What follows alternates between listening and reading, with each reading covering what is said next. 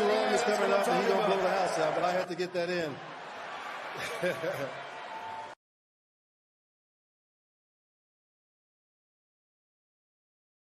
Yo, salute to everybody already here in the building, man. You guys know what time it is. Welcome to the latest installment of Coffee and Convo. I know it's a little late. I'm your host, Graphk Raider, man. Salute to the greatest chat in YouTube history. As always, I appreciate every single one of you guys. Make sure you wipe them feet, meaning hit them thumbs up. Also, hit that subscribe button if you are not subscribed yet. And real quick, man, salute to our sponsors at BetUS. If you guys can, man, head over to BetUS, get 150% bonus on your first deposit, 125% bonus on your next two deposits, up to $2,000 using promo code YouTube150. Fastest payouts in the industry. Make sure to head over to BetUS and tell them I sent you. Salute to our proud sponsors over at BetUS. This show is powered by BetUS. Lot to talk about today, you guys. Disgusting game yesterday. Salute to my boy East Coast Gridiron. Just got off the phone with him. I had to literally change the time of this show, I think 2 or 3 times today. You know what I mean?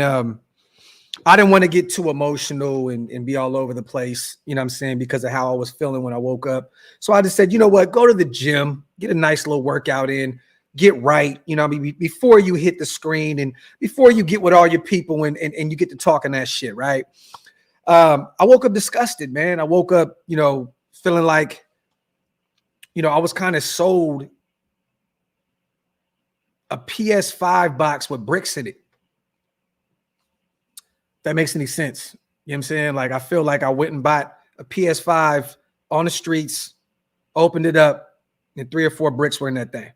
And I'm not talking those bricks. I'm talking about actual bricks. Just from top to bottom. You know, one thing I'm not going to do is I'm not going to get overly critical of Tom Telesco.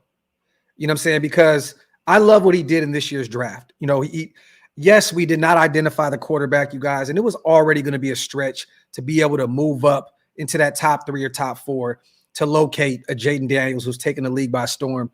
A Caleb Williams who is starting to get things figured out there in Chicago. He had a big game for them against the Carolina Panthers yesterday.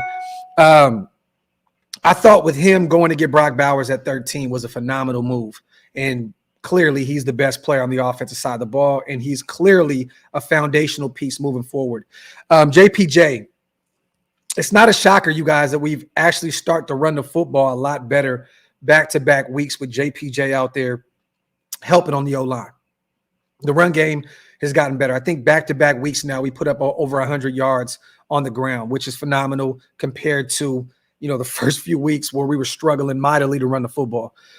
You know, DJ Glaze, I think he's looked good out there at right tackle. You know, in actually, me and Waster were talking about this. He probably looks better than Thayer Mumford at right tackle, and he's only had 2 starts in his young career. I say that to say, you know, I'm looking at the head coach. I'm looking at the OCs. I'm looking at Patrick Graham. You know, this defense has not looked good, you guys, by any means. Like, this is one of the major things that I'm actually pretty disappointed in. You know, I expected this defense to be a defense that was going to go out there, get a ton of turnovers, you know, get to the quarterback a lot more, play the run way better than we are, you know, be better in coverage. I mean, look what Josh DeBow put on Twitter, man. Salute to him. Some Raider defensive ranks. Takeovers / a game tied for last. We are last in the league defensively with takeaways. Points per game allowed. We are 28th in the league. Passer rating allowed, 24th, bottom of the barrel in the NFL in passer rating allowed. Yards per carry allowed, 27th in the NFL. Salute to Josh DeBow. I'm going to say that one more time. Defensive ranks, takeaways, tied for last. Points per game, 28th. Passer rating allowed, 24th. Yards per carry allowed, 27th. The defense is not doing what we thought it was going to do. I know we lost Malcolm Kuntz for the season early on. I understand that that's a major blow to one side of your defense, right? You know, but, you know, you have Tyree out there starting to show some signs of life. Adam Butler, outside of that boneheaded celebration that jumped on Christian Wilkins and put him out for the game with a foot injury. That was absolutely just a Raider thing, right? That just anything can happen in the world, but everything happens to the Raiders. It is what it is. Christian Wilkins sack, Adam Butler jumps on him, foot injury, out for the game. Such a Raider move, right? But I just feel like, offensively, we knew this wasn't going to be a phenomenal we just knew this was going to be more of a defense of led team. You got AP, Marvin Lewis in the building, Patrick Graham, a lot of defensive minds, right, in the building. Gardner Minshew, we knew he was a journeyman. We weren't really expecting too much out of him. But yesterday, phenomenal drive to start the game, and then he does Minshew things. Pick six in a goal line situation. I believe we were like at the 4-yard line, 1st and goal, and he throws a pick. Unacceptable. The ground game, with Zeus, we allowed Josh Jacobs to walk. And the argument has been, right, a lot of people that were Derek Carr fans, you allowed him to walk without a better replacement or at least an even replacement in the building. I understand that argument. The thing is this, though. Derek Carr was going to be paid like a top quarterback in the NFL, you guys. And do you want to pay that kind of money to take away from what you could potentially put on the defensive side of the ball, the O-line, so on and so forth? So I understand that people were kind of pissed off about moving off of DC without having a real replacement in the building. But honestly, it was too much money to bring him back with the production that we were getting out of him. Josh Jacobs, dealing with injuries left and right. Yes, he was a phenomenal player for us at times, led the league in rushing, all-pro running back.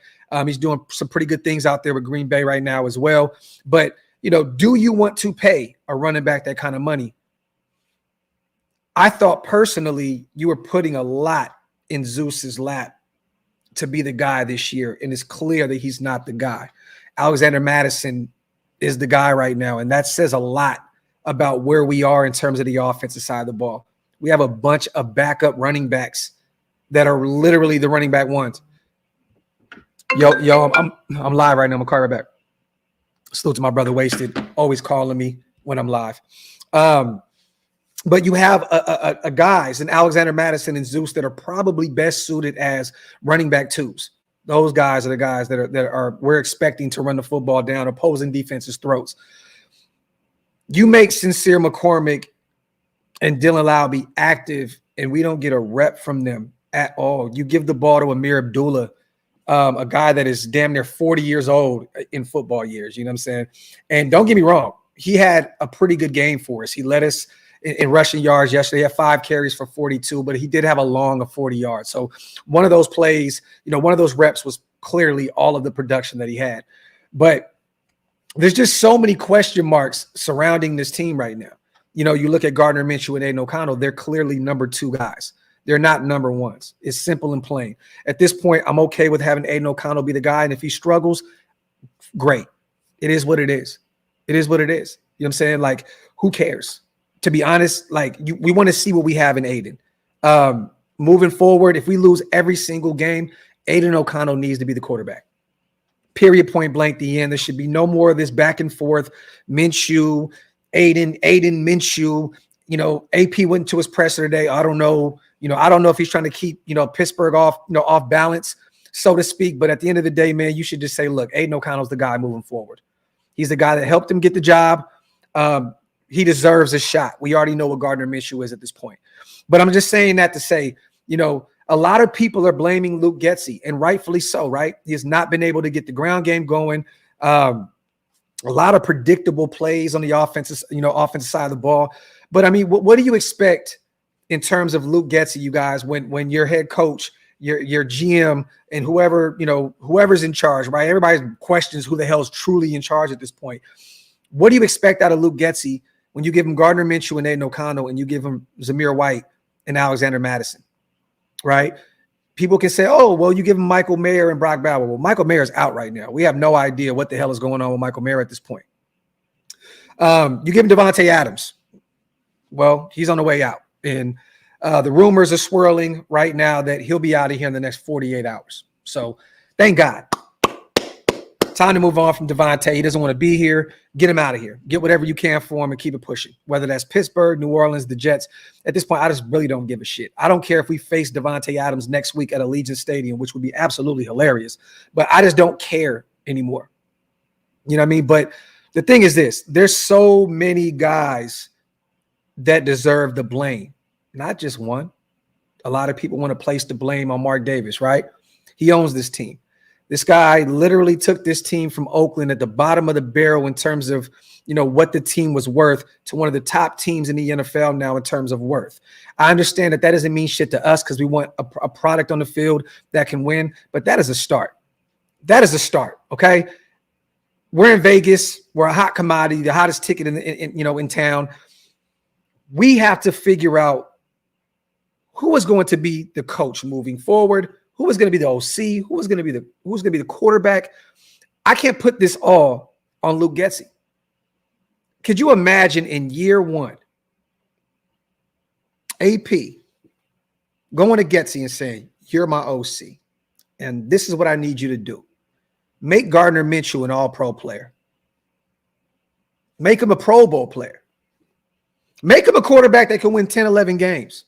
And while doing that, do it with a beat-up left tackle in Colton Miller, who I personally think that AP and company should not have thrown him out to the Wolves at all. I think personally they should have sat his ass until he was ready and prepared to go. He had a better game yesterday in terms of, compared to everything else that he's done this year thus far.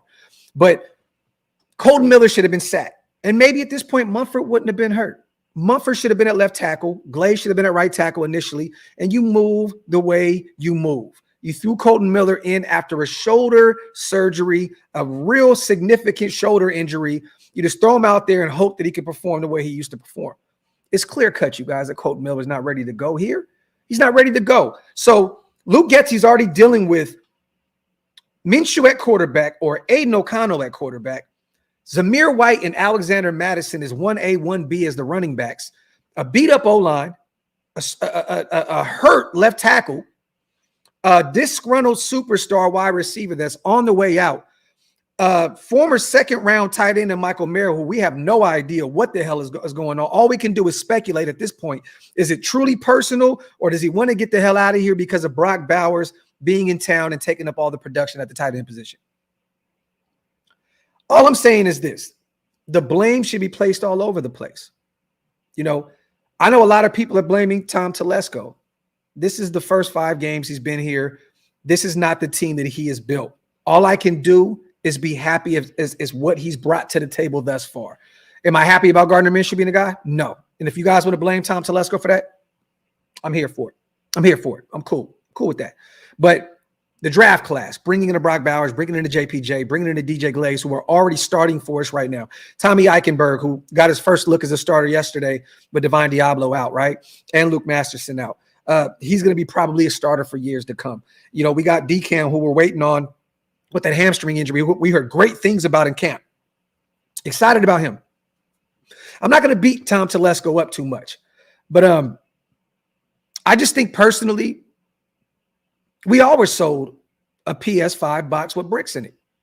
We were all excited, all optimistic, and, we all should have just tempered our expectations down a little bit. Now, me personally, man, I'm not an AP guy. Do I want him to succeed, you guys? I've said it a million times. Yes, I'm a Raider fan first and a podcaster second. I want AP to succeed. But me personally, I just don't see that happening. There's too much going on. You know what I mean? I don't see. I feel like AP, what is he, 7-7 now? He's 500 up to this point.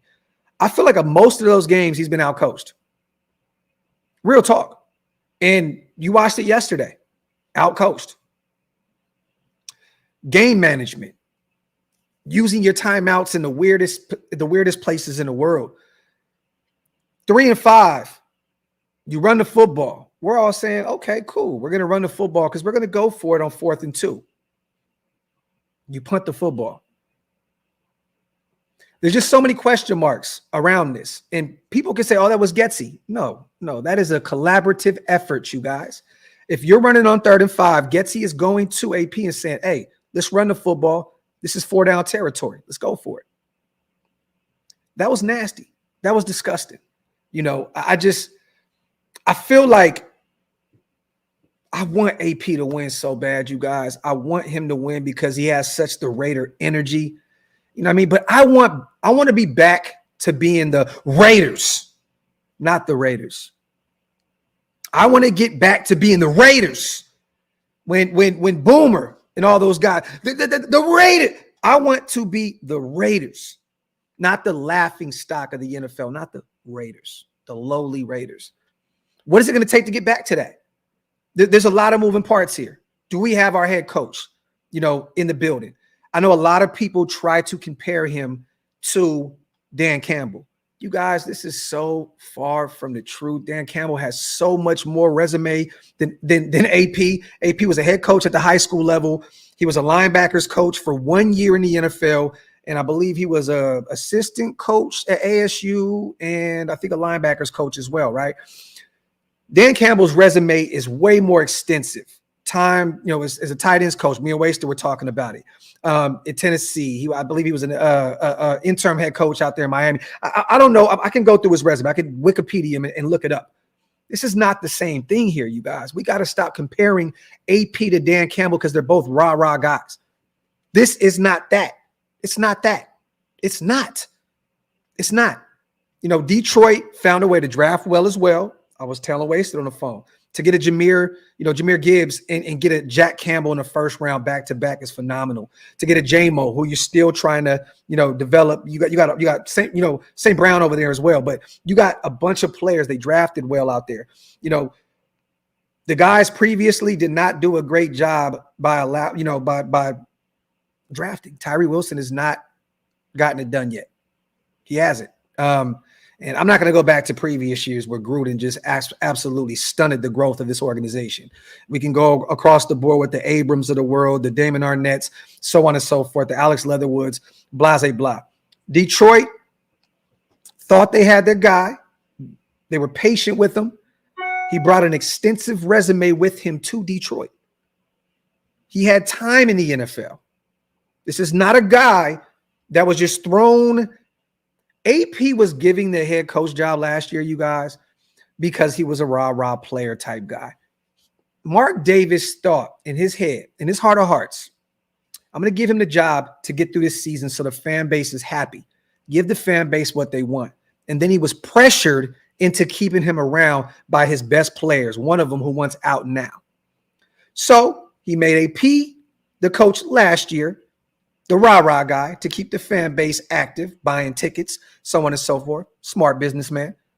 And then he was persuaded by Maxx Crosby, Robert Spillane, Devante Adams, so on and so forth, to name him the head coach. Can he be the guy? Definitely. Is he the guy? I don't know. If I have to, from my heart of hearts, I don't think he is. You're bringing in a bunch of guys that I feel like the NFL has low-key passed them by. Joe Philbin, who has not been a head coach at the NFL level in a long time. Everybody keeps screaming, fire Luke Getsy. Well, guess what, you guys? If he gets fired, Joe Philbin's probably going to be calling the offense. And then it's going to get even more uglier than what it is now. You bring in a Marvin Lewis, who's old, you know, hasn't been a head coach for a long time. I think he had 15, 16 years in Cincinnati as a head coach. Great. What is he bringing to the table now? You bring in a James Craig, who was an assistant, I believe, offensive line coach out there with the Niners to take over the O after Carmen Bracillo was working wonders with what we had out there. And now, look what Carmen Bracillo's doing out there with the offensive line with the Giants. He's getting it better. That has been their Achilles heel these past few years, and he brings in a Greg Van Roten, he brings in a Jermaine Illuminor, and they're making it work out there. I'm just saying, man, this thing is unacceptable. I can live with losing to the Denver Broncos on the road in a close game. I can live with that. I can live with that. The divisional rivals, we beat them 8 games straight. You know, they were ready to get out of that shadow of the Raiders. We've owned them in recent memory. Like, I expected them to come out and battle. I expected them to come out and put out a hard fight. Like, that game meant a lot to the Denver Broncos. It looked like it meant nothing to us. The defense, lackadaisical. The offense after that first drive, stagnant. I feel like AP was the only one on the sideline. I have to give him his credit. I feel like he was the only one that looked like he was actually interested in the game. Like, real tall, like he looked like he was the only one worried. Something needs to change here. And do I think AP is the guy? No. When I say fire AP, you guys, I'm not saying fire him right now. No. You allow him to get through the season. Allow him to get through the season. The last thing you need is another guy that we don't have in the building to take over. Is it going to be Marvin Lewis? What is he going to do? Is things going to change with him? Probably not. Let AP get throughout the season. When I say move on from AP, me personally, this is not a narrative that I'm trying to create and have everybody run with it. Me personally, I do not believe that AP is the guy. When I say fire him, allow him to get through the season and you move on. You say, Maxx, star player, we tried. We failed miserably. It's time to move on and try to bring somebody else in. Simple and plain. It is what it is. And loading, I did say that going yesterday, but did I elaborate on what I meant? No. And, I get my little troll on sometimes and waste this chat. I have fun, right? Fire ASAP. I had fun with that little word, little word play, little dum, had some fun with that. But do I want to fire him today? No. Do I want to fire him tomorrow? No. Do I want to fire him next week? No. Allow this guy to get through the season. Allow him to get through the season. But I just feel like we do not have the guys in play right now. Personally, head coach, offensive coordinator, Getsy he was set up to fail from the get-go. He was literally set up to fail from the get-go, just like AP was last year. AP was set up to fail. AP had a little bit of what was he, 5-4 last season? He had a little bit of, you're like, okay, a little bit of fight in him. The defense turned around. We're like, okay. He was set up to fail last year as well. And he found a way to be over 500. He had a full offseason this offseason with Champ Kelly and Tom Telesco and company to try and go out here and right their wrongs. They went and got Wilkins, which is a phenomenal pickup. I loved it. Probably the best free agency pickup that we've had in many years. I'm excited to have him in the building. But this coaching staff, especially on the offensive side of the football, there's not a lot of players there, man. There's not a lot of wiggle room in order for Luke Getsy to really properly run his offense. You know what I'm saying? Like you literally cannot run the football. You have a Zamir White out there and Alexander Madison, a guy that was jettisoned out of Minnesota because they were saying he turned the ball over too much. He fumbled too much. He only had a few fumbles out there in Minnesota. It wasn't a lot. But getting away from my point, we don't have that guy at the running back position.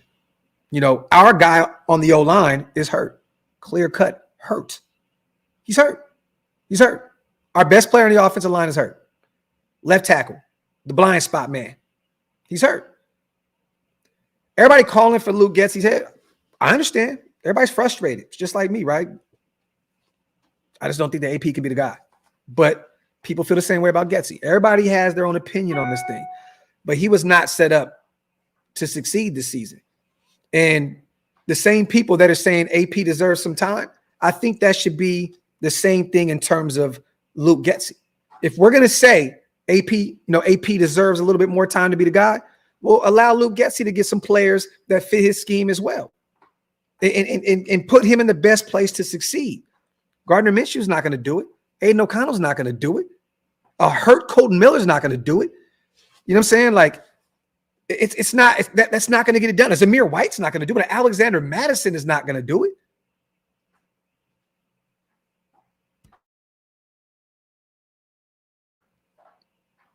But I'm just saying, everybody that keeps saying AP deserves some more time, cool. Give Luke Getsy the same amount of time. He's 5 games in, and everybody's just placing the blame on Getsy. It's kind of crazy. Let me get these supers in real quick before I get back into the show. Salute the Raider Trap. If Doug Peterson gets fired, would you hire him as an OC? No. Raider Trap. And I think personally, Doug Peterson, a former Super Bowl winner out there in Philadelphia,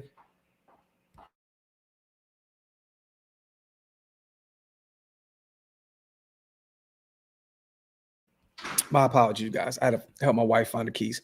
But no, former Super Bowl guy. He's struggling out there in Jacksonville. I would rather get a fresh perspective, a young guy, maybe at the collegiate level that knows more about where we are in terms of how offenses are ran in today's world. Hold on, y'all, real quick. Sorry about that. I put him in the cup. But no, I would not want to bring in Doug Peterson to be an OC. Appreciate you on the $5 holler, man. Salute to 1,100 people here in the building. My apologies, guys. I was on my soapbox for a minute. Salute to Black Raider WP. You think maybe AP is being sabotaged? No, not at all. After all AP did a role in him getting fired, no, not at all. That's crazy.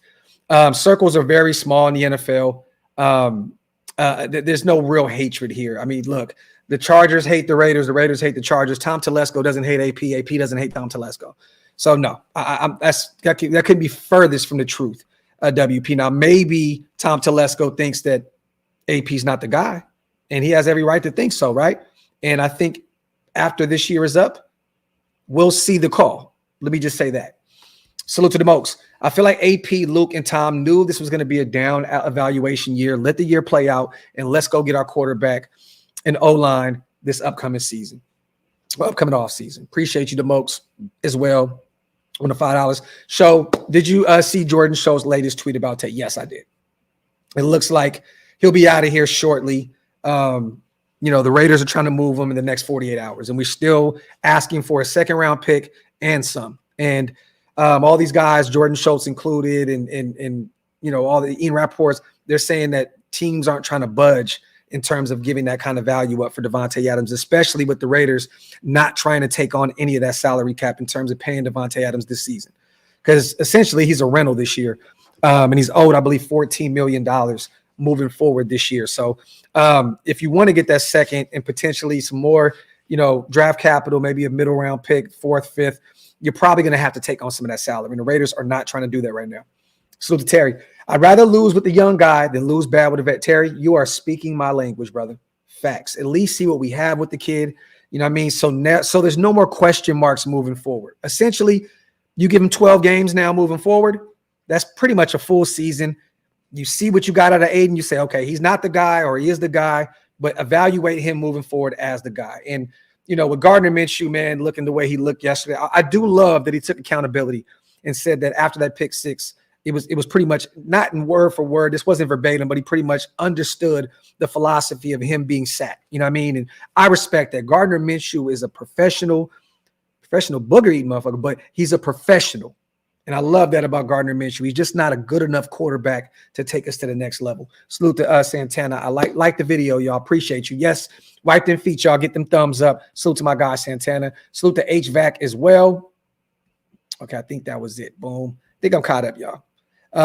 Every time the team has a chance to prove themselves, they shit the bed. The shit's so exhausting. Watch Maxx be the next player to lose his patience. And I don't know, HVAC, if you've seen his interview yesterday, I'm in the locker room. He's a little upset. He's a little upset. He said Devante's this guy, that's his brother, and they'll always be cool. And, he said that he's used to this shit. That was his words, and it sounded a little aggressive coming from Maxx Crosby, and rightfully so. He's pissed. He wants to win football games. He's a competitor, right? But he also said, I'm a Raider. He said, I got this shit tatted on me. I want to be here for life, right? I don't think that Maxx is going to lose his patience. I think if you can bring somebody in the building, HVAC, somebody in the building that can sell them a real vision, sell them a real vision, This is where we're going. And what if behind closed doors, they're saying, hey, we're going to go get Shadir Sanders. We're going to go get Cam Ward. We already have an idea of what we want to do, right? Maxx isn't going to say this publicly. Why would he? He has teammates that he has to protect. But maybe they told him this year, we're running with Gardner, we're running with Aidan. We know that this is probably not going to get us too far. Bear with us, Maxx. I told Wasted on the phone, I said, give Maxx more money right now. Right now. Extend him. If you can, if it's something you can do, extend Maxx. Give him more money on top of the money you already put on top of his money. Pay him again. You can't afford to lose Maxx. And I don't think he wants to go anywhere, but give him some incentives. Stick around a little bit. We have a plan. Our plan is to go get one of these athletic quarterbacks in this year's draft, build the O-line up, and we're going to be okay. Give him more money now. Take care of him now, just so you can say, Max, you are the guy. Make him the highest paid pass rusher in the NFL. You have a guy on a rookie deal right now with Aidan O'Connell at quarterback, and you're paying Gardner Minshew pennies compared to other starting quarterbacks. And then you'll essentially have another rookie quarterback on a rookie deal next year. Make him the highest paid edge rusher. Pay him more than Myles Garrett. Pay him more than all those guys. Make him the highest paid guy. Make sure he sticks around. Salute to Patrick, man. I appreciate you, brother. Thank you on a $50 special. That means a lot, brother. Me personally, I thought Getsy was calling a good game. Minshew missed the throws over and over. Execution was horrible, and the O-line didn't stand strong. The draft was good enough to run it back. It was a bad year to find a quarterback. Cousins was at it with big money, man. Salute to my guy, Patrick B, and this is facts. Facts plus tax. And also, once again, if you go out and pay a Kirk Cousins a massive amount of money like the Atlanta Falcons did, they went and had a backup plan. They said, okay, if this doesn't work, we already got our guy. So essentially, they won't look as bad with all that guaranteed money having a Michael Penix Jr. if he's the next guy up, right? So we would have essentially wouldn't signed Kirk Cousins big time money and did the same shit we were doing with Derek Carr. You're replacing him with Kirk Cousins, paying him astronomical amount of money, coming off an Achilles injury. The thing is this, Pat, moving forward, go get a young quarterback. That's the end game. That is the goal. Go get one of these great upcoming talents at the collegiate level this year. There's no reason you are not getting a quarterback in the first round. I'm telling you now, that is a fireable offense. Tom Telesco, let me talk to you, brother. Come here, let me holler at you real quick. Content. Let me holler at you real quick. If you do not get a quarterback, if you do not locate a quarterback in this upcoming draft, in the first round, that is a fireable offense. I don't care about the 11 years you've had in the league and drafting Bosa and drafting Herbert and having your hands in, the Peyton Manning thing in Indianapolis. I don't care about any of that. If you miss out on a first round quarterback this upcoming draft, Mr. Mark Davis, kind sir, that is a fireable offense. You should be jettisoned from Vegas and never return. Simple and plain. Salute to Fernando. Get the quarterback and they will come. The play caller, the HC, players, and eventually the wins. It's going to be tough, but it's necessary. Fernando, salute to you, brother. Appreciate you. I'm going to be real. I hate the word tank, you guys. I hate the word tank. I hate the word tank. But being a middle of the pack team year after year after year has done us no justice in terms of locating a quarterback at all. I'm not saying to go out and lose every game because guess what? AP is your head coach. He's fighting for a job. He's fighting for his job. There's no other job for AP, you guys. This is the job. With all the sanctions at the collegiate level, him have to be potentially suspended and so on and so forth. It was like an 8-year ban and there's some other rules that apply to that situation. This is AP's job. This is it for AP. AP has to make this work. That's what sucks for AP. You have to make this work because you potentially will never be a head coach ever. There was no other job for you out there. Yeah, you took an interview or two. I don't know if that was real. Do you think Antonio Pierce can be the guy? It could have been the Rooney Rule. I hate to say that, but it's just other teams try to bring in, minority coaches in to say they did, right? This is the only job that AP essentially has. This is the job that was made for him. So this whole tank idea, I don't know if we're going to tank. The thing is this, I think we have a bad enough team where we may not have to. You're getting blown out by the Broncos and the Panthers. You're not a good team. You're just not. You're not. I believe I've seen a stat somewhere, you guys, that every game up to this point, we've been down by multiple scores. That's insane. That's insane. I read off the defensive stats once again. Look at this, you guys. Tied for last in takeaways. Tied for last. 28th in points a game allowed. 24th in passer rating allowed. Yards per carry on the ground, 27th. The defense is ass too. All across the board, this is just not a good team right now. The whole team looked unprepared and ugly. Facts, bro. Oh, salute to Jacqueline. That's good to see you in here. Salute to my sis out there in Washington. Always good to see you. Appreciate you, sis. Salute to Ben as well. It's Minshew who couldn't deliver. I mean, look, there was plenty of chances that he had to operate. Brock Bowers was open. And once again, you guys, we get away from what was working, right? We got away from what was working. For a minute there, it looked as though we weren't even trying to target Brock Bowers anymore. You know what I mean? Aidan came in. I believe he targeted him a few times when he was out there. I think Aidan threw the football about 20 times. But we got away from what was working. I understand the pick six, right? Maybe that rattled Mitchell a little bit. Then he missed the open Brock Bowers with a lot of landscape in front of him once again. But you got away from what was working. That's nasty. That's nasty. Wipe them feet, y'all. Hit them thumbs up. If you are not subscribed yet, man, make sure you hit that subscribe button. I appreciate every single one of you guys. Like I said before, I pushed the show back 2 or 3 different times. I ended up going to the gym to calm myself down a little bit, got in the sauna. You know what I mean? I didn't want to scream at the top of my lungs today about how this team has performed. Yeah, in East Coast, this is facts. AP will not be touching college ever again. Real talk. This is it for him. This is it for AP. This is it. Let me see. Salute to everybody here in the building. As always, that winning 6 to 8 game shit is dead. I mean, look, I think if the draft started today, we're at 4. I think we're drafting at 4 right now, I believe. If the draft, don't quote me on that. I could be totally on. We're somewhere in the top 10. I know that for sure. But a lot of football left. 12 games left. There's plenty of time, you know, to either lose a lot or potentially, you know, string together some wins and find a way to be that 2021 Raiders team. We shall see. We'll see what side these players pick. And there is a ton of talent on this team, you guys. I'm not going to act as though we don't have talent on this team. It just, they don't look prepared out there. What happened to all this disciplined football? What happened to all the disciplined football? What happened to, you know, the least penalized team in the NFL? These past few weeks, it looks as though we're returning back to old form. What happened to AP having these guys situated? You know, disciplined football. Janarius Robinson, 15-yard penalty. Multiple penalties on the offensive side of the ball. Offsides. There was a pass interference on Jacorian Bennett, I believe, right? There was several penalties yesterday that were just nasty. What happened to this disciplined team? See, that doesn't just disappear, you guys, overnight. Discipline doesn't just go out the window overnight. It's clear cut that there's something going on in terms of that coaching lifeline with the players. It looks like there's a disconnect there. Discipline does not just disappear overnight, you guys. This team does not look prepared. They do not look ready. And I understand that you're throwing a few players out there, right? They usually aren't starters. Janarius Robinson is not used to getting these kind of reps. So, yeah, he'll have a penalty here and there, and he's had his share, right?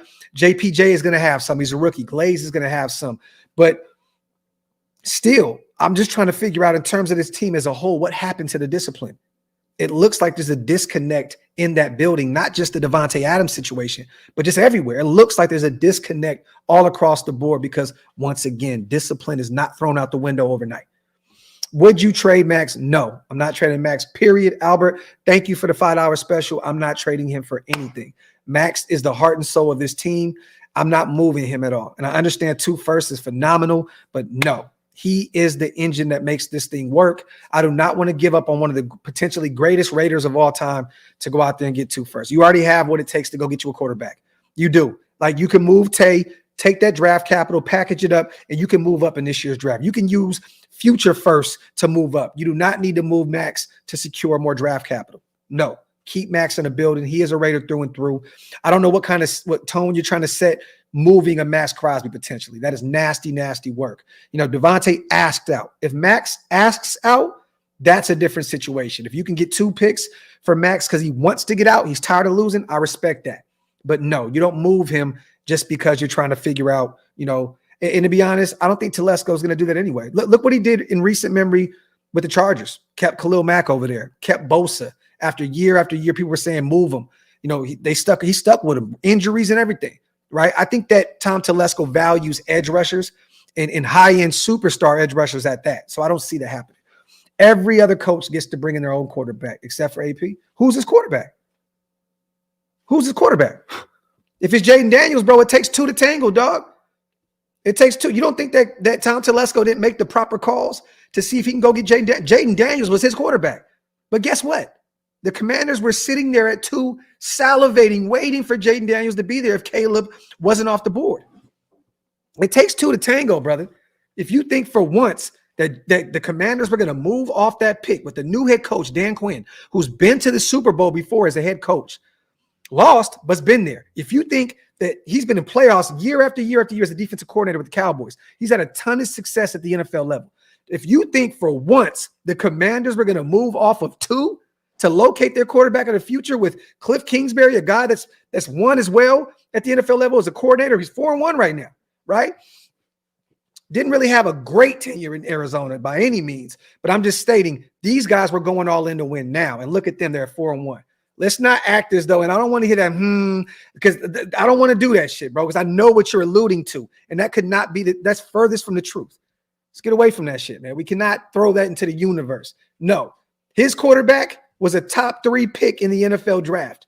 It is very difficult to move up from 13 to the top 3. It takes 2 to tango. There's going to be a lot of draft capital involved to make it happen. Come on now, man. The Commanders want to win now. They were once one of the most proud franchises in the NFL. When I was younger, they were winning year in and year out. So let's not act as though they weren't trying to get their guy of the future. And guess what? They did. They're 4-1. They made the right choice. So let's not do that. If not Ben Johnson, then who do you like? Sholo, man, look, to me, it's Ben Johnson until there's other options available that I know are going to be out there and be available. I don't know. But me, it's Ben Johnson or bust if you move on from AP. That's the only guy that I'm looking at in terms of bringing in as a head coach. I think in today's world, you have to have a phenomenal offensive mind. And Ben Johnson is that. He got that Lions team rolling on all cylinders on the offensive side of the ball. So me personally, it's Ben Johnson or bust until I see who else is available.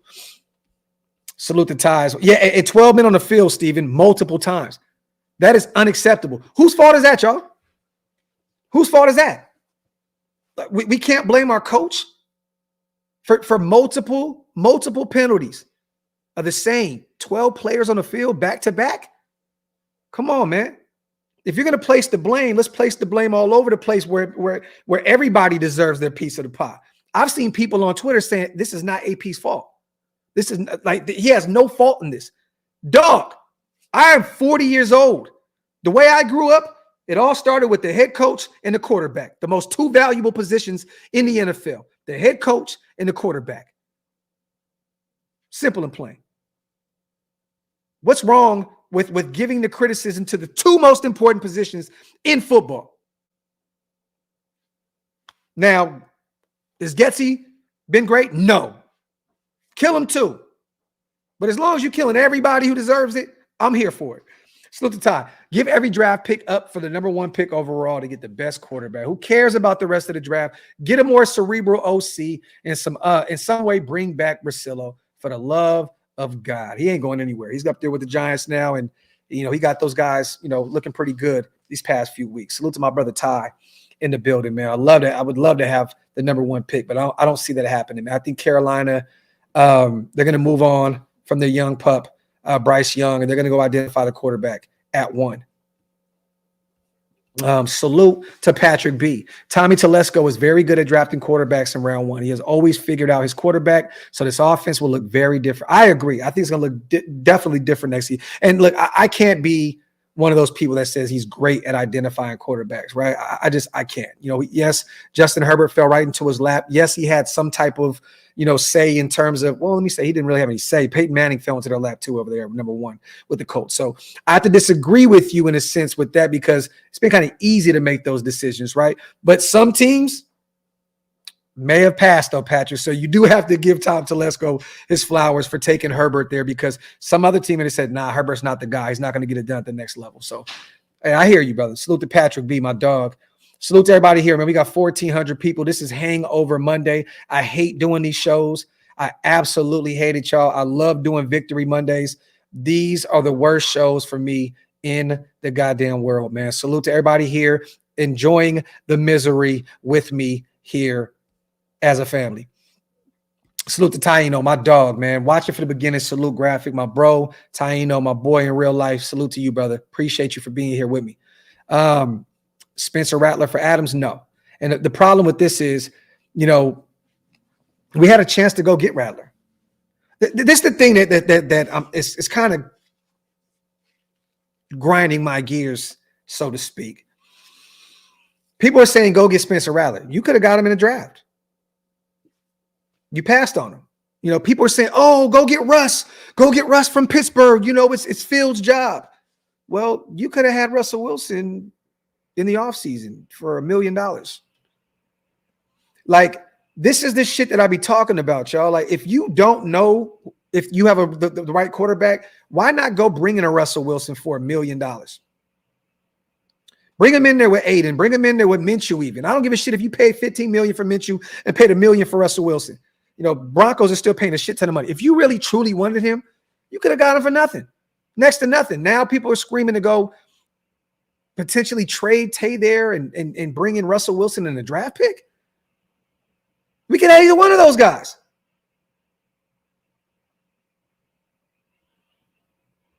It's just like, what are we doing here? And I have to, you know what? I have to say this. I have to get on Tom Telesco because he should have identified a quarterback. I don't give a shit if you got one in the 3rd round, 4th round. You should have took a shot at a quarterback outside of a UDFA and Carter Bradley. Also, I think personally you should have got a running back earlier than the 6th round. I think that's the reason why we're not seeing Dylan Lowry. We got him in the later rounds. I guess essentially they think he's not prepared or ready to go yet. He's getting some special teams reps. I think 2 things that he should have did was get a running back earlier on, and you should have got a quarterback outside of just being a UDFA. Regardless, if your guy wasn't there, you could have used one of those draft picks. You could have. If you guys thought that Jacorian Bennett was going to be the guy, right? And you got Jack Jones, who's going to be up for a contract here in the next year or so, and you think he could be the guy? You have Nate Hobbs still that you got to pay this offseason, right? Why not take a quarterback over DeCam Richardson? Why not? Why not? And I like DCam. I like the measurables. I like the skill set. I think he can be a baller. But right there tells me that you are not trying to give Luke Getsy every piece to make it work on the offensive side of the ball. You just weren't.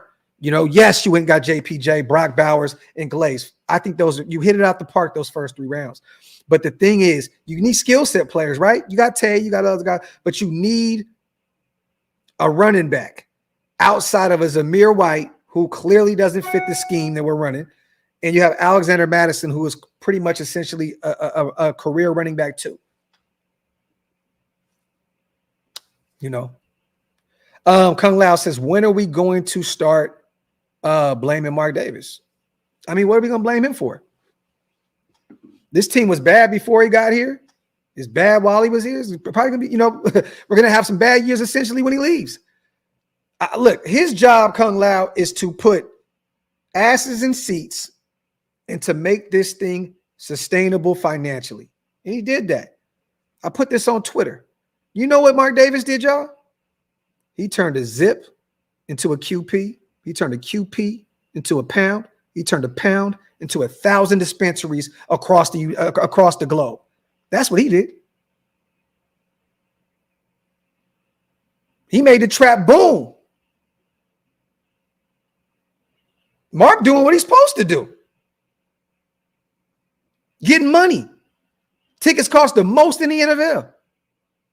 The fuck you want Mark to do? Go locate the quarterback? Like, this man essentially took one of the worst teams financially in the NFL and made them a top 10 team. He's not a football guy, you guys. He's not a football guy. So if you expect him to go out and cut a check and get the right general manager or this or that, I mean, look, it's going to be probably hit or miss with him. That's why he has guys in the building with him, the Richard Seymours of the world, the C. Woods. And happy birthday to my brother, man, C. Wood, man. Happy birthday to my guy. But that's why he has those phenomenal football minds in the building when he makes these kind of hires.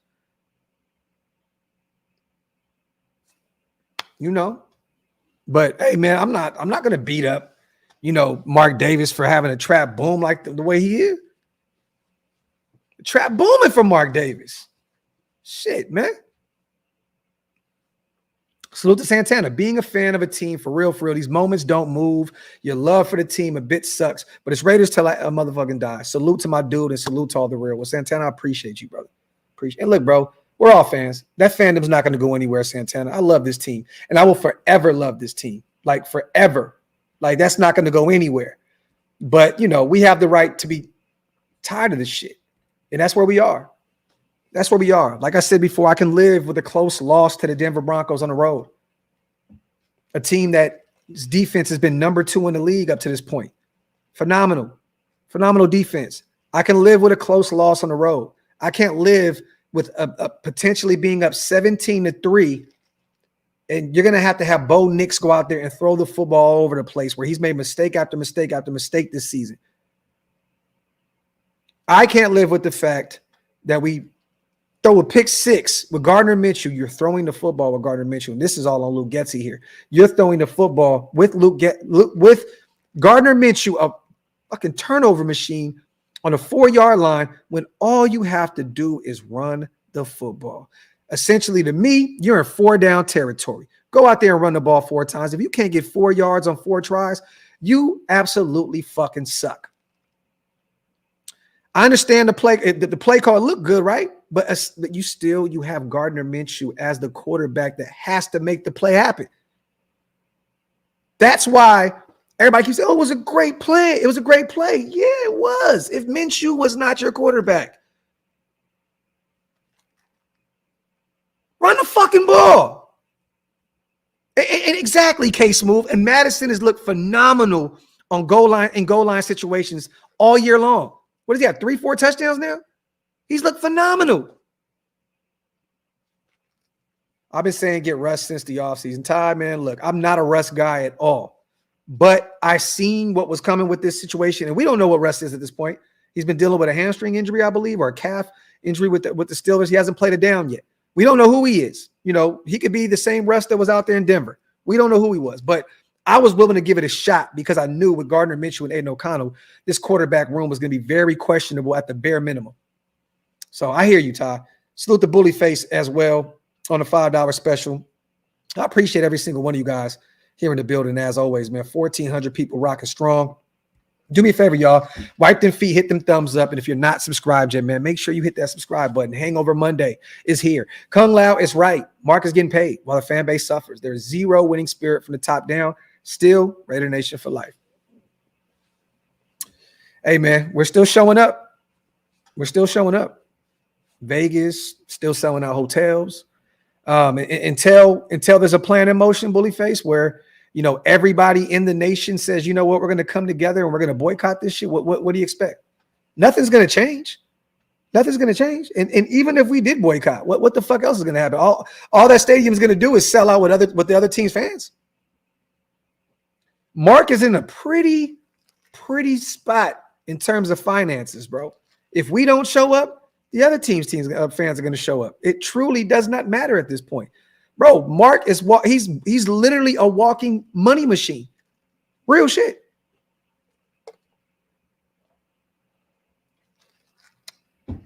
It's crazy. 360. I mean, at this point, bro, you're definitely not. You're definitely not. And he's dealt with some injuries on the defensive side of the ball. Marcus Sepp's out for the season. Malcolm Kuhn's out for the season. We don't even know what's going on with Wilkins at this point. You lose Luke Masterson. You lose Divine Diablo. He's definitely been dealt some blows, but I'm not going to act like Patrick Graham has been a great defensive coordinator this year because he's not. He has not been at all. At all. Simple and plain. This defense has not been what we thought it was going to be. What do you think we're getting for DA, best case scenario, and what do we get worst case scenario when all's said and done? Best case scenario, you get a second and let's just say a later round pick, like a fifth. A second and fifth. I think that's the best case scenario. I think worst case scenario, we probably get a third rounder and a player to be determined. And I don't know who that is. You can look at the Jets. There's a lot of rumors about Mike Williams, the connection with Tom Telesco. He drafted him. He gave him the new deal out there in LA. It could be a potential Mike Williams in third rounder, which I don't want. I don't want to bring in a guy that deals with injuries left and right. I don't even want another receiver. Get one in the draft next year. But But I say worst case, you just end up with a 3 or a 4, and potentially a player. Salute to my guy Santana. But hopefully we find somebody here in a second that is very desperate. It just depends on what Mark Davis wants to do in terms of that contract. Does he want to take a little bit of that salary on? That is very, very, that determines what we're going to get in exchange for Devante Adams. Will Mark say, hey, I'll pay half of that $14 million this year, but we want a second round pick and we want this specific player? Maybe it can happen, but it sounds as though Mark is being stubborn, and I could be wrong. I'm just going off of what I'm hearing. He may be stubborn behind the scenes and say, look, I don't give a shit. Devante, you don't want to be here. I'm not paying you anything. I want a second, and that's that. And it would be absolutely hilarious, bro. Like, real talk, I think he'll be gone this week. Actually, I'm almost positive he'll be gone this week, but I thought it would be hilarious if Mark just held him hostage. I'm going to hold on to him until the deadline. Hold on to him until the deadline. Let's see who's really desperate. Fuck it. Why not? Real talk. Hold him out. Why not? If you're not getting what you want right now for Devante Adams, hold on to him. Keep him at home. Yeah, drive that price up, AP. Sit his ass at home. Let him do Taco Bell commercials and shit. I'm cool with that. Fuck it. Hold on to him. And right when that trade deadline hits, the Buffaloes of the world, the Pittsburghs of the world, these fringe Super Bowl teams and perennial playoff teams, they're going to say, oh, shit. We're desperate. Torek, I don't know what kind of business you in, brother. Look, that is business 101, Torek. What do you mean? That is actually the definition of business. What do you mean? I've seen, look at Hassan Reddick with the Jets. They said, oh, shit, okay, you don't want to play, on this existing deal? Sit your ass down. You're going to lose a fucking $1 million a goddamn game. That's not essentially what he's getting, but how am I wrong on that? Tor, you're not even giving me an explanation. That is business 101, brother. So I'm supposed to give you something that's great just because it doesn't want to be here? For nothing? For nothing. Here, man, take Devante Adams. Give me some David sunflower seeds, some some bubble gum and a fucking pack of Newports. Just because he wants out of here, I'm supposed to accept the bare minimum because he wants to leave? Business 101, bro.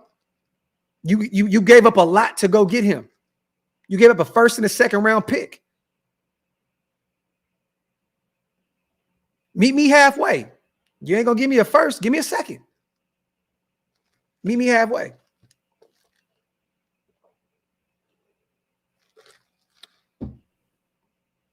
It is what it is. Me personally, if you're not gonna get what you want from out of him right now, you hold on to him to the trade deadline and you just completely wait. You completely wait it out and wait for a desperate team that is in need of a phenomenal wide receiver like Devante Adams. Salute to Santana. I appreciate you, bro. That means a lot to me, man. Salute to the Green Dot Gang. Appreciate you, brother, so much.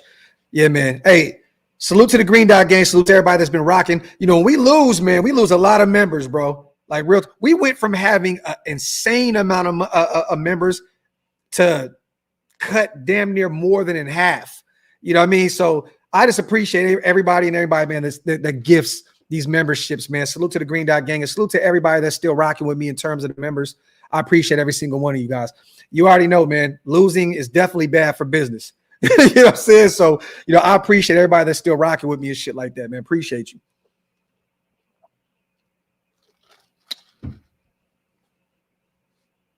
Tone, this is facts. Salute to all the new members in the building. If you missed out on those 10, man, make sure you guys hit the link that's pinned up top. It's definitely one of the best ways to support what we do over here. It helps keep the lights on. Appreciate you guys. Rich, I don't know. And to be honest with you, like I said on the show yesterday, I've made calls trying to find out what the situation is. Nobody's talking about anything. So the more and more this prolongs, the more and more I'm really believing that it may be a football thing. And I'm look at this is just me speculating, you guys. I pray that Michael Mayer and his family are okay. I promise you, this is not trying to be negative towards Michael Mayer. I have been a fan of him forever. I'm a Notre Dame Fighting Irish fan. You guys know that. Blood in, blood out with Notre Dame. Love them. Love that we went up and drafted him in the second round. But this is starting to look more like a situation Jack Jones benched in the first quarter. Devante Adams with the business decision, sitting him now with the hamstring, and now he wants out. It's starting to look more and more like it is a football thing, to me personally. But I could be totally off base. I know he deleted his Instagram, I believe. People were saying that on Twitter. And, he's probably got tired of hearing everybody, say, what are you doing, and blah, blah, blah. It could be a football thing. And the more and more this goes, I'm really feeling like it's a football thing. Salute the Raider fan. Agreed. Hold DA to the trade deadline. If you're not getting what you want in return, make him limp around for a few more weeks on that fake hamstring injury. Talk, Raider fan. We are in agreement.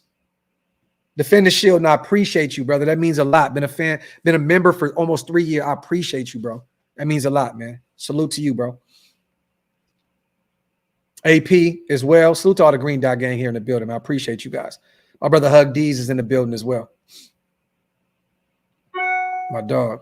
Let me see. It's definitely a booger. Always support as long as I can. I appreciate you, man. No, look, bro. Like I said, no, you don't have to be a member. I just definitely appreciate everyone that does. Carter Bradley time. No, sirree, Bob. It's not my job. I don't do that. No, sir. Carter Bradley will remain on the practice squad forever and a day. No. Let Aidan have the reins at quarterback 1 for the rest of the season. See what we got with him. We'll keep it moving. Once again, real quick, you guys, we're not going anywhere. A lot of show left. Salute to everybody here in the building. As always, salute to our proud sponsors over at BetUS. This live stream is powered by BetUS. Head over there, get 150% bonus on your first deposit and 125% off your next 2 deposits for up to $2,000 by using promo code YouTube150. Fastest payouts in the industry. Make sure you tell them that Graphk Raiders sent you. Salute to our proud sponsors. Once again, this live stream is powered by BetUS. Salute to my guy LT. Fuck it, throwing Carter Brown. You guys are funny, man. Y'all funny. Salute to the boss. Call me selfish, but if I'm not getting what I want from them by the deadline, I'll hold on to them until the end of the year. We have to pay him anyways. Facts plus tax. Salute to the boss. I'm in agreement with you. It's as much as I want him out of the building ASAP, as much as I would like this deal to happen tonight. See, I can't think because I'm an emotional Raider fan, right? I'm awesome. Get rid of him now. Get rid of him out. Just get him out of here. But if I'm the businessman, Mark Davis, I'm saying you are not going anywhere until I find exactly what I want in return for your services. Simple and plain. Oh, you want to go back and play with DC? Well, the way that, ended with us and DC not trying to play ball with us in terms of, this and that and where he's going. Okay, well, look, I'm going to hold on to you. DC and company really want you? Hey, man, I need a second round pick. Bro, Devante Adams does not come around. Those type of talents do not come around a lot, you guys. You have to maximize his value. He is 32 years old, dealing with a hamstring injury, and he has a lot of money left on his existing deal. You have to maximize that. You can't just say, oh, you know what? I'll go out here and take a fourth or fifth round pick to get off that contract. That's not how this shit works. Devante Adams is Devante fucking Adams. As much as I dislike him right now, the way he's going about his business, the way I thought he knew exactly what he was getting himself into coming over here. Like we weren't a win now team. Yes, we were coming off of a playoff berth, but we also snuck into the playoffs that year. That was not the traditional way of going into the playoffs. There was a lot that we had to overcome, but we got lucky that year, you guys. He was not coming into a great situation. Let's not act as though Devante was coming into a situation where he was the one player that was going to take us over the top to win a championship. That's not the way this. Now, if that's what it was, and then this is what happened, I would feel for Devante. I would understand his frustrations. It's a business, man. Hey, you come in, What Coach JB say? Derek didn't get it done that year. They moved on from him after 9 years. It didn't work. It is what it is, man. Yeah, Steelers showed the NFL what to do. Remember Le'Veon Bell? Chris talked that shit. Talk. Still the tie. Bradley comes in and he is the Raiders' Brock Purdy. Wouldn't that be some shit? Think about it. That's hilarious. That's hilarious. Salute the tie, man. That's definitely not going to happen. And I like Carter Bradley, but not. Mayer and Adams for a first-round pick. Would you do that? I mean, I would rather have Michael Mayer around. I'd rather have him stick around. I want that 1-2 punch with him and Brock Bowers. But if he wants to get out of here, if he's like, I don't want to be here because you guys drafted a tight end in the first round, if that's the actual thought process behind this. Because think about this, you guys. Michael Mayer has pretty much been in the shadow of Brock Bowers for the past 2 or 3 years. Brock Bowers won the best tight end in the nation back-to-back years. And guess who was the guy that was pretty much right behind him in terms of winning that prestigious, award at the collegiate level? It was Michael Mayer. So I understand ego and pride. I understand that he's like, wow, am I ever going to be able to get out of this Brock Bowers shadow? I get it. If that's what is going on. If that's what's going on, and to be real with you, I'd rather that be the case than anything family or mental health, because I don't want to see him go through that. Hopefully it's some football shit that can be fixed. Hopefully it's not something that is affecting his family or affecting his mental health. I just hope that's not it. But this guy has literally been in the shadow of Brock Bowers for the past 2 or 3 years. He's had to hear his name all the goddamn time. And then you go draft him in the first round after taking him in the second round. So this could be a pride. This can be a definitely ego thing in terms of him. But I would rather keep Mayer. Steel Cage. Salute to my guy, Steel Cage, in the building. I'd rather keep him. If we can fix this thing, if it's a football-related thing, I would rather hold on to Mayer. I think that he could be a top 10 tight end, even with Brock Bowers in the building. I think he's that good. And I'm a Notre Dame guy. I watched him very closely. Let me see. Salute to Edgar, man. I've been okay with rebuilding. Trust the process. Salute to my guy Edgar on a $2 special. Salute to my brother Big Mike in the building. We can't afford to do favors for anyone but ourselves these days. I'm packaging DA, Mayer, Diablo, etc. Go get it first. Big Mike has spoken. My God. I like Harrison Bryant a lot too, Dan. I do. But Michael Mayer is the better player. He's the better player. But if he wants out, and he doesn't think this thing can be fixed, then you got to move on. I want to say this too. I'm going to hint at something a little bit. I just got off the phone with Big Mike. Just got off the phone with my brother Wasted. Got off the phone with East Coast Gridiron. Got off the phone with Hammer. I'm going to throw an idea into the universe real quick, you guys. What do you guys think about me, East Coast, Shillmore, coming together and doing a football network? Would you guys support that? I just want to know. I want to get a little filler a little bit of how you guys would feel stepping outside of just Raider content. I'm talking about high school, college, all NFL, interviewing every player, from other teams and so on and so forth, a separate network from what we're doing over here. Would you guys like that? Would you be interested in doing that? Because we want to talk high school ball. I want to talk college football. We could do mock drafts year around. I'm thinking about starting something, man. I got a name for it. I'm not going to put it out there yet, but I'm definitely thinking about starting a football network with a bunch of great football minds connected to it and taking this thing to a whole nother level. Love my Raiders. This will always be the first thing because of my team, but I definitely, the way my son is rising up the ranks, it's going to be from youth to middle school to high school. I want to do all that. I want to talk complete football, high school coaches getting interviewed, players, college players, Senior Bowl, so on and so forth. I want to do that. Silent, that's cool. It's not going to be for everybody, brother. It's not going to be for everybody. I understand that.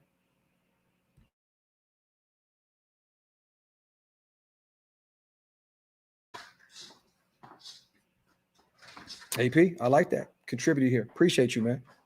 Appreciate you.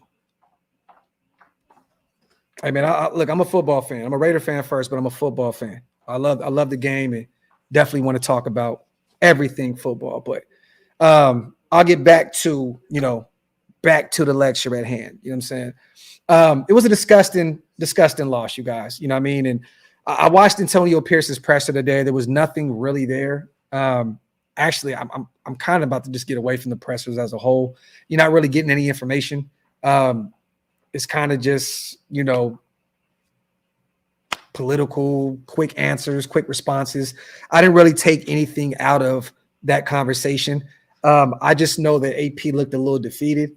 He looks like someone, and I could be wrong. Salute to David Zahn in the building, my boy.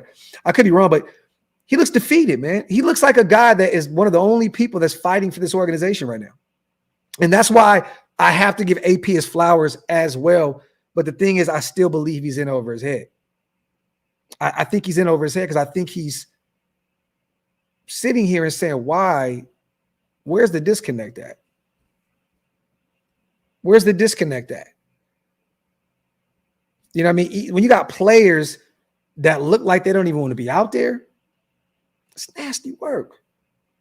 When the defense, taking these terrible angles left and right, they're not wrapping up, they're not tackling correct. These are guys that have played football their entire career. A lot of these dudes look like they don't even want to be out there. That's why I keep saying, like, put some guys that want to get a look out there. Put a Dylan Lowby, put a Sincere McCormick. Get some of these other young guys involved. I can't wait until Trey is back. I can't wait until we elevate Trey Taylor. Telling y'all now, you're going to see something in Trey Taylor that you guys have not seen at that safety position. I'm calling it right now. I promise you. And I'm not even saying that because that's my boy in real life. I'm telling y'all now, Trey has that mindset that I'm going to get out here and I'm going to make every fucking play. I'm excited to see Trey Taylor. Once he's fully healthy and he's elevated, we're going to have something there at the safety position with Trey Taylor. Mark my words. Telling you, man, I'm excited about that. But get some of these other guys out there. Get some of these young kids out there. I love that Gainer's getting some looks. I love that Tommy Eichenberg's getting some looks. I can't wait till DCam is healthy so we can get a better look at him because Jack has struggled this year. He has. He looks great at times and he looks mad pedestrian. And then he gets cooked. Jacorian's looked phenomenal for us this year in year 2. Phenomenal. He had a few plays, yesterday that, but hey, man, every corner is going to get beat here and there. But I'm excited. Yeah, it's Taylor and Polamalu can be that duo of the future, man. I've been waiting for that. That's why I've been saying, man, let Merrick walk in free agency. Don't pay him big time money. You got Polamalu, man. Give him a decent deal. Keep him around. You got Trey on a rookie deal. That can be your duo at the safety position. So, no, you guys, I'm not running away from Raiders content. I will still be doing Raiders content every single day if I'm running another network. This is always going to be my main, because this is my passion, is Raider football. Don't think for one time us starting a network or doing something else that we're going to get away from Raiders football. It's not going to happen. But the thing is, I want to interview Barry Sanders. I want to interview Lawrence Taylor and all these guys, but it makes no sense to interview them here because it's not Raider related. You know what I'm saying? So I have so many ideas and so many relationships with players in the league and out of the league. I want to be able to bring them on the show. Eric Armstead, that's like family. He texted me and said, yo, I'll come on the show, but I'm not a Raider. What the fuck? Like, what? Like, yeah, it didn't make any sense. So we canceled it. I deleted the thumbnail off the community tab and everything. So, So, look, I understand nobody's bigger than the Shield, but why do we keep losing so many good players? Or do we lack a quality quarterback? It's both. It's both. But look, man, ego and pride are tied to football, tied to sports as well. I mean, some of these guys, man, they want to win so bad or they want these massive deals so bad that they're like, get me out of here. Look, AB was a psychopath, y'all. Look, we can't blame anybody, for that. I mean, I think Gruden, if anything, you can blame him, and Mayock for making that move, giving up a 3 and a 5, knowing that AB was a head case already. But we can't beat ourselves up about players wanting to leave. First of all, Josh Jacobs wanted to be a Raider. Don't let anybody else tell you that he didn't want to be. Josh wanted to be a Raider. I know this personally. He wanted to be a Raider, but it had to make sense. And to be honest, Josh Jacobs is laughing right now to the bank in Green Bay, watching what's going on in Las Vegas. Because this is why he wanted the deal that he asked for, because he said, if I'm going to stick around, I need to make sure I'm compensated the right way.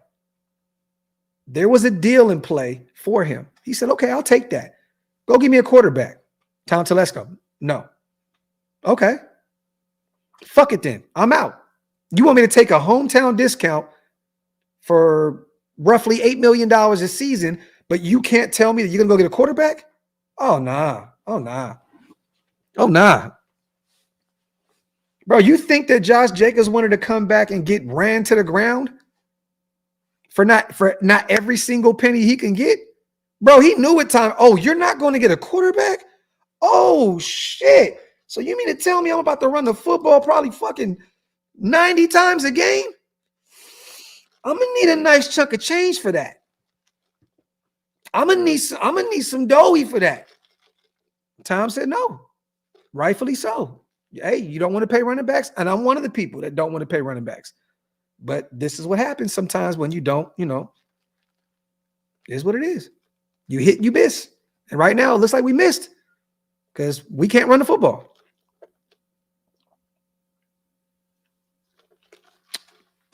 But it is what it is. Let's get back to the game yesterday, you guys. I don't really want to give out too many game balls because, this was an ugly ass game, 34-18. We got absolutely murdered at Mile High. Gardner Minshew was benched. He went 12 for 17. He had 137, 2 picks, 1 pick 6. He was sacked twice. QBR of 46.7. He had a very, very disgusting game. Aidan came in already down. I have to say this again, and I said this on the show yesterday at the end of the live stream. I hate that we continue to throw this kid in when you're in a major, major hole, when you're just in a huge deficit. AP, I wanted Aidan O'Connell out there yesterday, but why did you wait until we were down multiple scores? This reminds me of the Bears game. It reminds me of the Chargers game last year, where you're just trying to shatter this young guy's confidence. Over and over and over again, you throw Aidan in the mix where he has to go out. Bro, do you guys know that Aidan threw the football more than Gardner Minshew yesterday? Damn near double. Real shit. I think, what did Minshew throw the football? He threw, oh no, you know what? I'm wrong. Not damn near double. My apologies. Minshew threw the ball 17 times. Aidan threw the ball 20 times. What does that mean? That means you threw him out there into the fire to just try and make some shit happen. Once again, putting him in a position to absolutely shatter any kind of confidence that this young kid has. After that pick 6, it should have been said, Aidan O'Connell season. Oh, no. Minshew's not going to go out here and lose this game for us. No. We're not doing that. Oh, we're tied 7-7. Put Aidan O'Connell out there. You put him out here down by 1 million points and expect him to just go out there and try to make some plays. The kid's confidence is going to be shattered, man. This team got me in my feelings like a scrub, in the words of Andy, man. Salute to Manny, salute to Irvin. You get what you pay for. We paying. This is facts. Facts. Salute to Irvin, my dog. But the thing is this, man, if you want Aidan to have any kind of confidence moving forward where you think that he can be potentially the guy, that can be the guy, which he's probably not, right? But you have to put him in situations where, go out there and win this game for us. Not down by fucking 17 points. Not down by 14 points. Put him out there in a situation where, it's a close game. We believe in you, kid. Go out there and win this game. I just feel like you just continue to throw this guy into the fire and he's cooked. But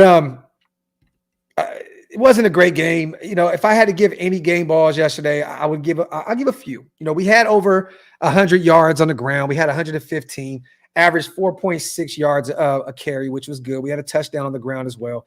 Got to give Brock Bowers a game ball, you guys. The guy looked phenomenal. He was only targeted 12 times. He should have been targeted more than that. 8 receptions, 97 yards. It would have been way more if Minshew didn't miss him on that clear, wide open pass, which could have been another 7, to be honest.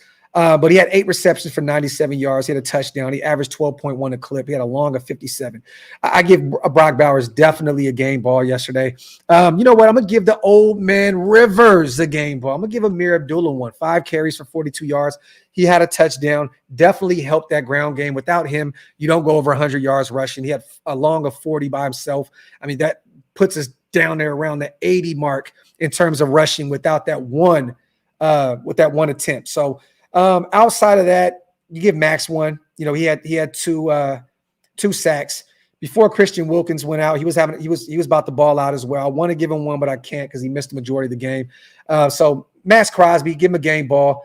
Robert Spillane, he had a tough game yesterday. I seen him blow a few tackles, and he kind of had a rough one. He still led us in tackles, still had 10 tackles like he has every week.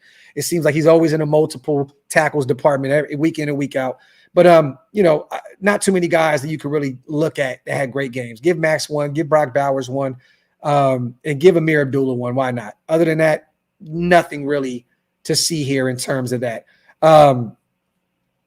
Adam Butler, you can definitely say he played hard. He was all over the place, but he is responsible for jumping on Christian Wilkins that ended up hurting his ankle. So, look, I want to give Adam Butler one, but I'm like, can we? Because he actually hurt our $100 million acquisition in free agency. So, literally jumped on him on some WWE shit, and now Wilkins is out. And the thing is this, I'm afraid that injury is serious. And I hope to God it's not. But when they ruled him out so quick, when he went to the locker room, I'm praying to God that this is not a serious foot injury, man. Like real talk, because jumping on, look, I know you guys, big man, you guys like to do those celebrations and all that, Power Rangers and Goku shit. That's cool. I like that. When you actually put 350 plus pounds or whatever the fuck Adam Butler is, landing on top of a guy, that can be disgusting. And I'm looking at it as you ruling him out that fast lets me know that, it's clear cut that there's something is going on. Just prepare, you guys. And I'm not saying I know anything, and I'm hoping I'm wrong, but prepare for the worst. It looks as though Wilkins may be out for the foreseeable future because of that foot injury. I don't know. Like I said, the severity of it, don't take my word for it. I'm just stating that it sounds bad. Yes, he was injured. Adam Butler jumped on him. Adam Butler's the one that hurt Wilkins. Yeah, and it sucks because I like Adam Butler a lot. You know what I mean? But yeah, man, it's nasty. Salute the coach. Forget the football channels. Do it. And we already have something in motion with that as well, coach. You know what I mean? We're going to be content all over the place, man. All over the place. So stay tuned. Stay tuned for that. But yeah, you guys, there was just so many bad things that happened in the game. Yesterday from the 2 penalties, the 12 men on the field back to back.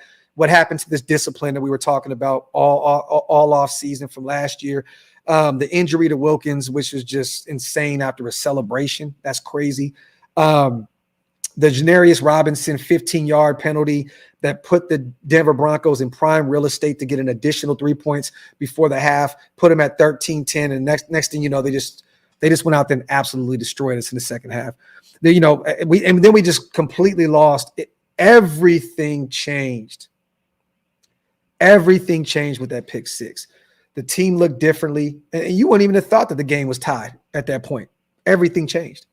What was in the game? No, we were still up. Wasn't it 10-7? I think we were still up by 3. Everything changed. But, man, you guys, this is the thing. And you guys have a promise. I'm going to promise all my people here in the building right now. I'm not trying to create a narrative of firing AP. And I'm going to repeat myself what I said earlier. When I say get rid of him, I mean let him get throughout the season and move on and bring somebody else on.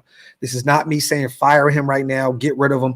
I'm going to leave it alone. He is our head coach. Hopefully you can figure out a way to unlock whatever it is these guys need to unlock to go out there and win some games. Cool. But you got my word. I'm going to fall back from the whole fire AP experience. But I'm telling you guys this. If we continue to suck all year long, I'm telling you, man, go identify the quarterback next year and go get you an offensive-minded head coach. Simple and plain. Period. The end. I don't care about rah-rah. I don't care about cigars. I don't care about the 6'4s. I don't care about none of that shit. I got a partner right now back home. They got a 6'4. He smokes cigars. He was never a head coach in the NFL. He was never a coach at the collegiate level. Coached high school ball. I still call him. And he's a Raider fan. Does that make him a good head coach for the Raiders? No. No. I might be reaching a little bit here, but I'm just saying. Moving forward, if he can't get it done this year, and I understand everybody keeps saying, oh, man, we got to have some stability and blah, blah, blah. Look, man, if it doesn't work, it doesn't work. Like, look, I'd rather motherfuckers nip this shit in the bud quick than stick around with the same option for 10 years trying to make something work that's not working. If AP's not the guy, I don't care about, I understand, oh, we need stability, blah, blah, blah, blah, blah. If you cannot find the right guy, you got to move off from him. I made a mistake. Let me go try and find the next one. It's the same thing with the quarterback position. It's the same shit. Keep trying to draft one until it works. Keep trying to draft one until it works. Gruden, you gave him a 10-year deal. Guess what, you guys? If that ain't fucking stability, what is? They were expecting him to be the head coach for 10 years, all guaranteed cash money. That's stability.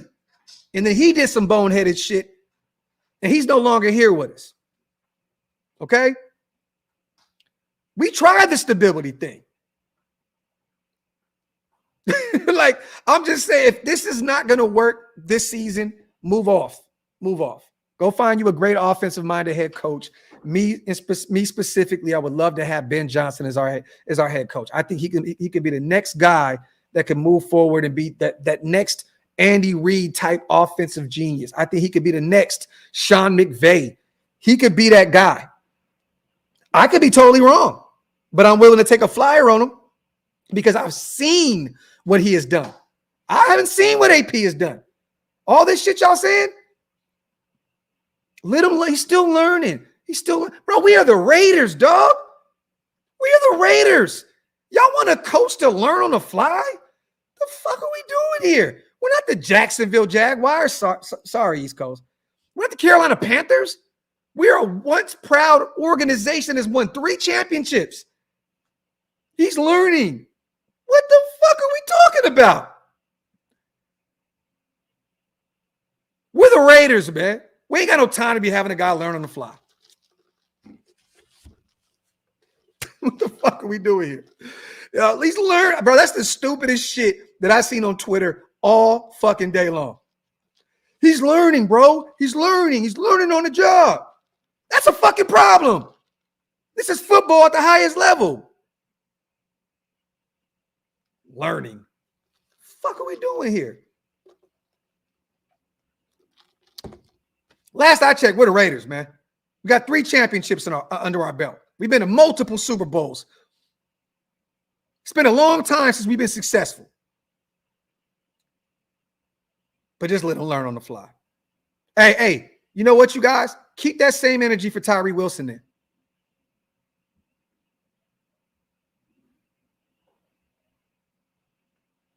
Hey, man, he's learning. He's learning. Y'all want to trade him? Get rid of him now. Move on from him. He's learning. He's learning on the job. He's learning on the job. Give him time.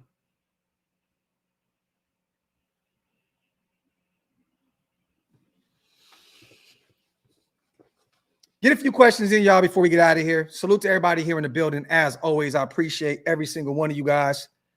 Real talk, man. We having some fun. We talking some shit. You know how we do over here at OLV, man. Let me see. Gonzalez, I never said that he wanted to be here. I never said that. I never said he wanted to be here. Did I say that I would have loved him to be our head coach? Yes. We don't know. Did we bring him in for an interview? He's a former Raider guy himself.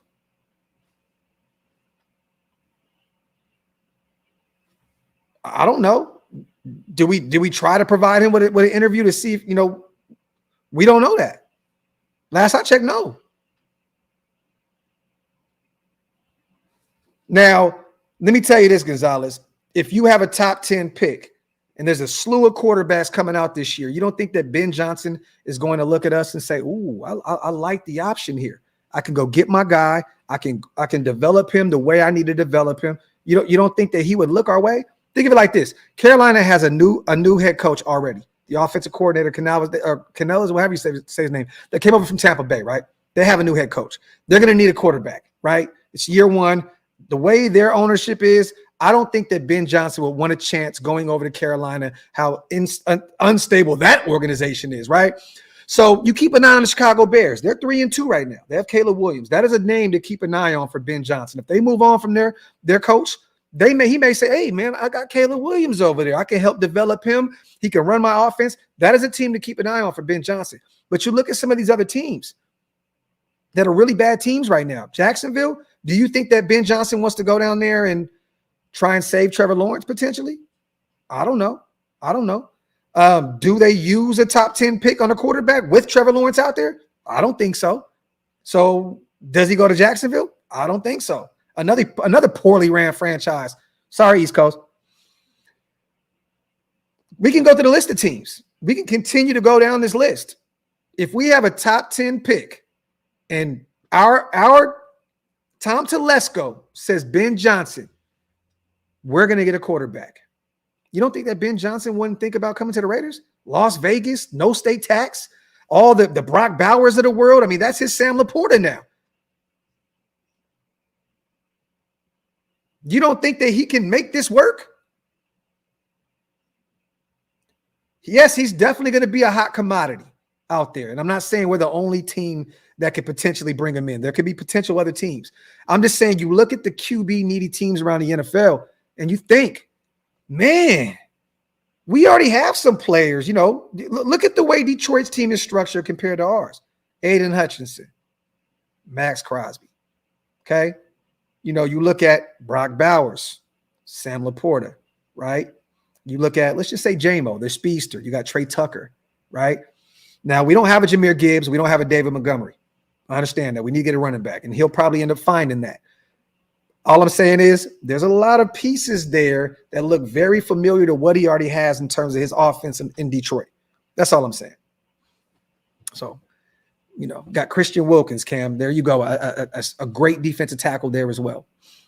And, I think Detroit is another team that can use another edge rusher now. Think about it. You may not need another one. You got Tyree if he develops. You have Malcolm Kuntz that may come back next year on a team-friendly deal. Who's to say? Black Sales. AP don't get a mulligan. No Epps, Kuntz, Adams, QB. OL sucks. GM doesn't trade to get the quarterback. Since a kid. Bro, y'all got to stop with this shit, bro. Black Sales. You my dog, bro. But do you think it's really – oh, my God, bro. You know football, too. That's the thing that kills me with this shit. Black Sales, you my dog. You are smarter than this, bro. You think it was just easy to go up, and I said this early on in the show. You think it's just easy to go up and go trade for fucking Jay Daniels? The Commanders needed a quarterback. They're in win-now mode with Dan Quinn, Cliff Kingsbury. They wanted to win in year one, and they're winning in year one, 4-1. You think it's just easy to go get his guy? It's just that easy. Let me just go walk up to the podium. Hey, man, I got 13th pick. I got a couple first-rounders for you. Give me Jaden Daniels. Bro, it don't work like that. The fuck are we talking about? That team needed a quarterback more than anybody. They needed a quarterback more than Chicago. You think they were going to move off of two? And yes, we beat the whole Jaden Daniels idea to shit in the offseason. We all talked about it until it wasn't possible. But keep it a buck here, you guys. That was a reach anyway. Commanders moving off of two. Come on, man. You didn't go get his guy. And, bro, what coaches don't deal with injuries? Year in and year out, every coach deals with injuries. Bro, Andy Reid is out there fucking about to be 5-0 tonight. Rice out for the season. Hollywood out for the season. But this shit happens. Chargers are 2-2 right now. Fucking Herbert's beat up. Bosa's beat up. Rashawn Slater's beat up. Joe Alt's beat up. The fuck are we doing here? And Wasted, you're wrong. Shut the fuck up. Get out my chat. We not cool no more. We had that conversation, bro. We're done, son. We're fucking done, son.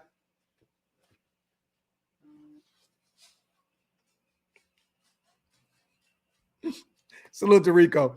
How we have 1,000 viewers and only 300 likes. Make it make sense. Come on, y'all. Wipe them feet, man. Hit them thumbs up. If you're not subscribed yet, man, make sure you hit that subscribe button, man. Real talk. Let me go block Wasted real quick. No, son, can I eat my food?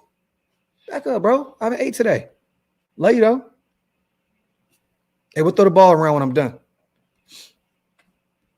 But I mean, come on, man. Like, sometimes you got to sit back and you got to look at this thing called football and say what makes sense and what doesn't. Jaden Daniels was always a reach, bro. Like that was that was a pipe dream, like dead ass.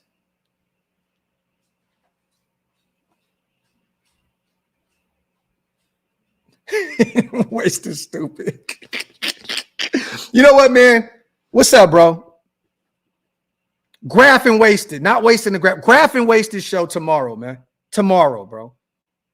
And I'm gonna cook, bro. I'm gonna cook your motherfucking ass, bro. Yeah, hey, you know what, East Coast? I got to give you a wrench, bro. For sure. It's the end. This is the end of the Graphk and Wasted show, y'all. I'm gonna cook them tomorrow. We're gonna wrap this shit up. And it doesn't even get it gets worse, you guys, that our quarterback is on the sideline picking his nose and eating the shit. Like, only the Raiders, bro. Only the Raiders in one game can a player get hurt on a sack celebration. One gets benched and is picking his nose and eating it on national TV. One of them is a 15-yard penalty that gives up 3 points to the Denver Broncos because you decide on trying to fucking jump over the center. There's more. I know there's more. There's just way more than this. But goddamn, bro, like this is just so Raider related, bro. Like it doesn't get any more Raider than that. There's no coming back from that, Minshew. You're fucking done, son. You're done. You're cooked.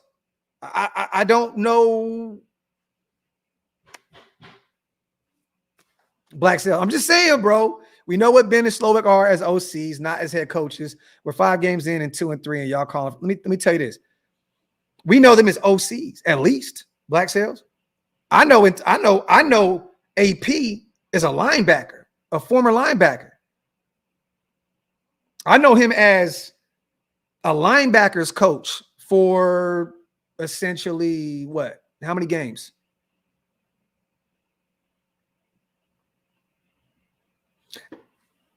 At least I know Ben brings X's and O's to the offensive side of the ball.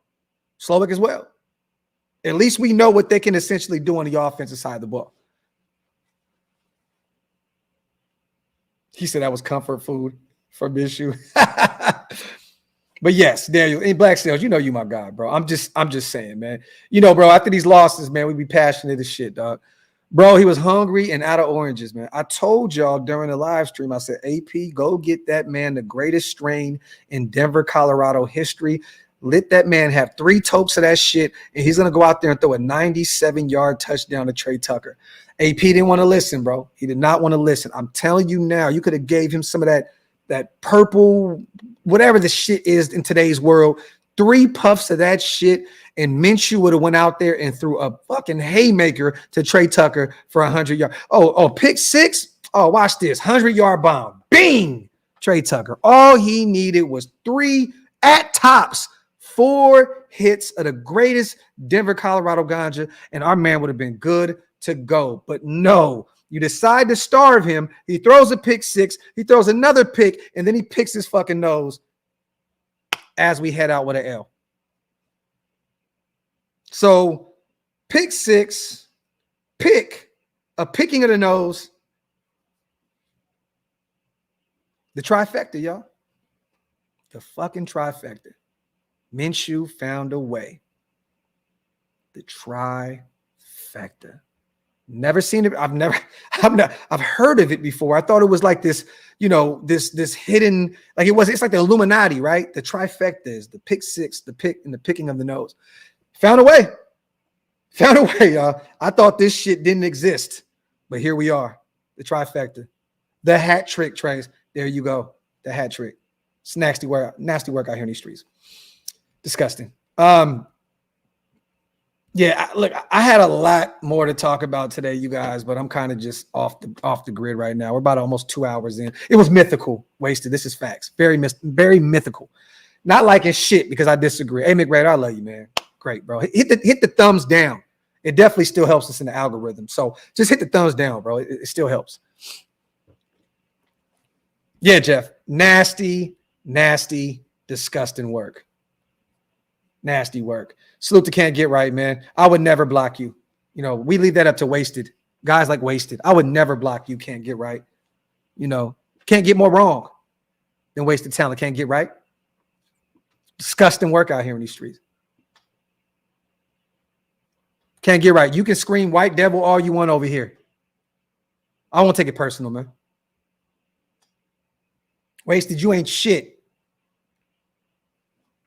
This show is powered by BetUS, you guys. Make sure to head over to BetUS. Get 150% off your first bonus. Yo, hey, and that transition was almost godly right there, Wasted, right? It was almost godly. I almost had it, bro.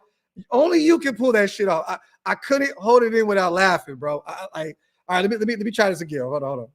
Let's pay some bills real quick, y'all. Salute to our proud sponsors over at BetUS. This live stream is powered by BetUS. Make sure to head over there. Tell them Graphk sent you. Get 150% bonus on your first deposit, 125% bonus on your next 2 deposits for up to $2,000 using promo code YouTube150. Fastest payouts in the industry. Once again, salute to our proud sponsors over at BetUS. This show is powered by BetUS. And salute to 805. Best Raiders content here is Graphk. Don't get it twisted. Salute to my guy, my dog. I appreciate you, my brother. And man, salute to everybody else here in the building. I know Wasted, my big bro, is going to do his show. I know Big Mike's going to probably do a show here. I know Hammer has one set up as well. So, hey, the Shillmore block is in full effect, you guys. Make sure you guys do your rounds, pull up on everybody, wipe them feet, pay them bar tips, light the thumbs, and break them thumbs and all that good shit that my brother say over at Shillmore. Appreciate everybody for rocking with me as always. We'll have another show tomorrow, whether it's a coffee and convo, and then we'll also be doing the AFC West Roundtable as well. And I also have a few surprises for you guys that I'm working on, so stay tuned for that. A few guests that I got lined up. We're going to have some fun. And Sean, you know what? I'm pulling up and I'm talking my shit. I don't care, man. You can't let them win. Never let them see you sweat, Sean. I'm pulling up. I love what somebody said in my comment section. They said, go up there. Oh, I think it was my boy Taino. Taino said, go over there and pull the B Rabbit. Say everything that they're going to say to you before they get an opportunity to do it. You hear that, babe? Tomorrow at the AFC West Roundtable, I'm pulling the B Rabbit. I'm like, I know what you're going to say. I'm going to do that. I'm pulling the B Rabbit tomorrow. Watch, AFC West Roundtable. B Rabbit is in the building tomorrow. 8 Mile is in full effect. I'm like, you're going to say Gardner Minshew threw a pick 6, huh? Bro, I'm cooking with fish grease tomorrow, baby. Yep. Hey, moving the goalpost. Yo, salute to everybody here in the building. As always, appreciate y'all. Love every single one of you guys. On the way out, wipe them feet, hit them thumbs up. And if you're not subscribed yet, hit that subscribe button, man. We out. 1.